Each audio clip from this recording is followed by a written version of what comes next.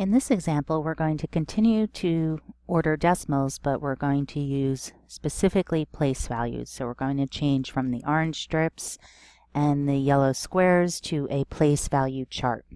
So we're going to use this place value chart to order the numbers from least to greatest. And here's our guideline on the side. It sort of summarizes what we wrote at the end of the last video. When we find the largest place value where two numbers differ, the number with the larger digit in this place value is larger, and the number with the smaller digit in this place value is smaller. So we're going to work from left to right, from the largest digit to the smallest digit, and continue this process until all of the numbers are ordered. But first, let's put these numbers in the place value chart. So we have 3.555, 3.055, 3.55, and I'm going to put the 0 placeholder in there. I'm going to put it in red so we remember it's a placeholder. 3.5, 0, 0, and 3.05.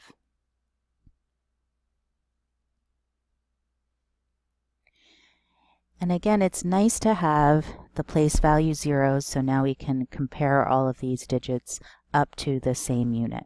Okay. So the largest decimal place or place value we have here is actually the ones place. And notice all of the numbers are the same. So we can't make any comparisons based on the ones place because they're all equal. So now we'll move to the next place. So we have the tens place. And we have a 5, a 0, a 5, a 5, and a 0. Well, the ones with the zeros are smaller than the ones with the 5s because it has 0 tenths instead of 5 tenths. So let's start with these. These are going to be our two smallest numbers. But now we need to think which of these two is smaller than the other. So they're the same in the tenths place.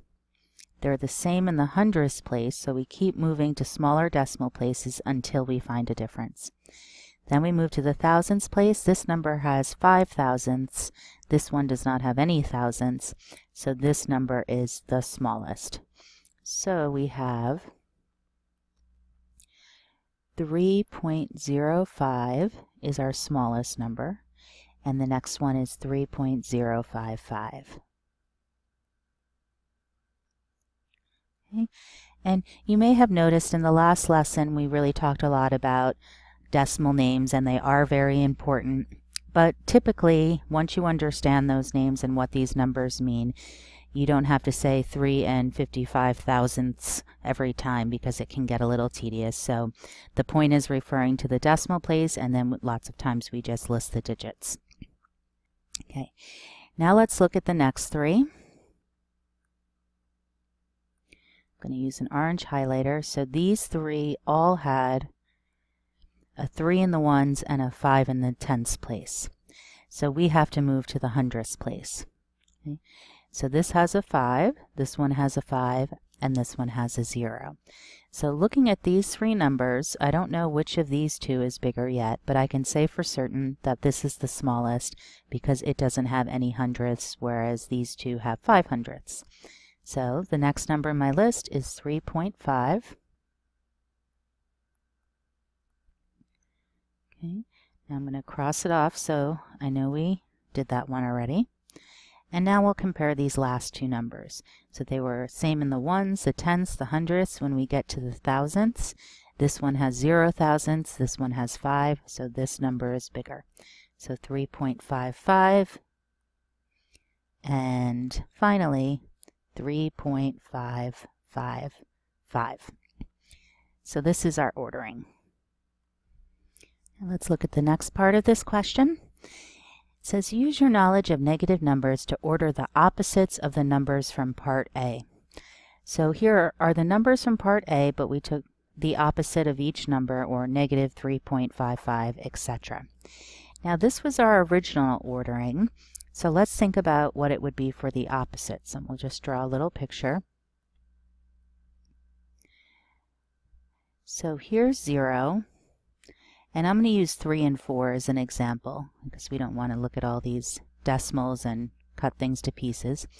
So if I take the opposite of 3, that would be -3. And if I took the opposite of 4, that would be -4.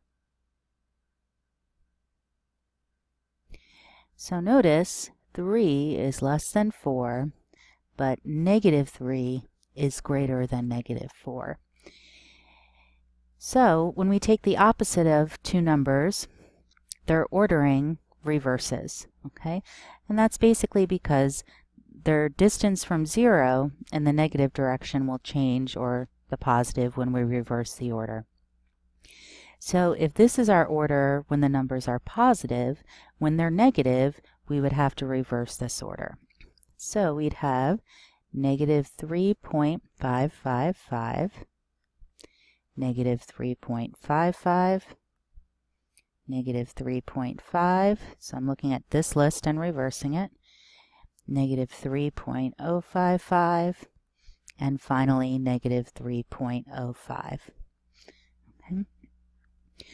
So basically, when we have negative numbers and we're comparing them, you can think of looking at their absolute values. Okay, so the positive value of these numbers.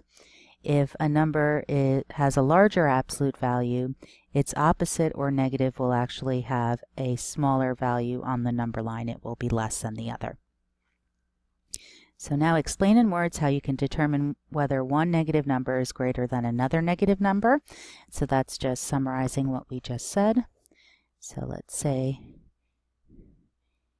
take the absolute value of the number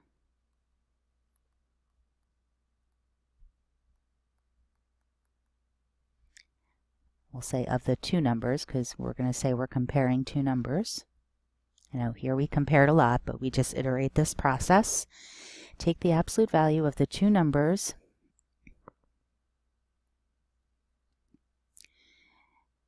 the greater absolute value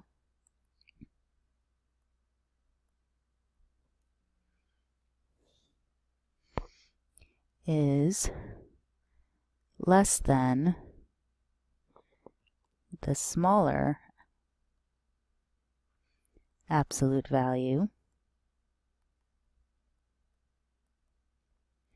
when, specifically, when the numbers are negative.